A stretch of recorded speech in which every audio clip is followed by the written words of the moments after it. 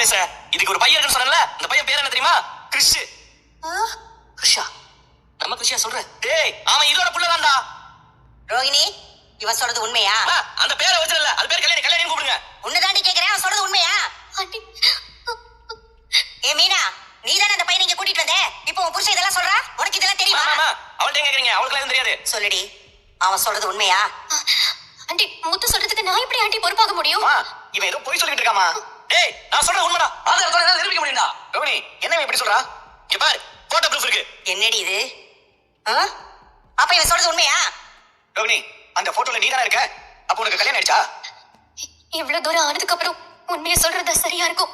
அப்போ அவன் சொன்னதெல்லாம் உண்மையா? உனக்கு ஏற்கனவே கல்யாணம் ஆயிடுச்சா? கிருஷ்ணா உன் பையனா? இதெல்லாம் மறைச்சுதான் என் பையனை கல்யாணம் பண்ணிருக்கல நீ. இரு, முதல் ரோகிணி என்ன சொல்றான்னு கேப்போம். அங்கிள், கிறிஷ் கல்யாணியோட குழந்தை. அங்கிள், கிறிஷ் கல்யாணியோட குழந்தைதான். ஆனா என் குழந்தை இல்ல. என்னடி சொல்ற? அவன் உன் பையங்கிறா, நீ இல்லங்கிற? உனக்கு கிருஷ்ண முன்னாடியே தெரியுமா இல்லையா? தெரியும் ஆண்டி. தெரியுங்கிற, அப்புறம் உன் குழந்தை இல்லங்கிற? ஆண்டி, இத்தனை நாள் சொல்லாத உண்மையை இப்ப நான் சொல்றேன். கிறிஷ் என் அக்காவோட குழந்தை. அக்காவா? ஆமா ஆண்டி, நானும் எங்க அக்காவும் ட்வின்ஸ். எங்க அக்கா பேரு கல்யாணி. ட்வின்ஸா? என்னமா புதுசா ஏதோ சொல்ற?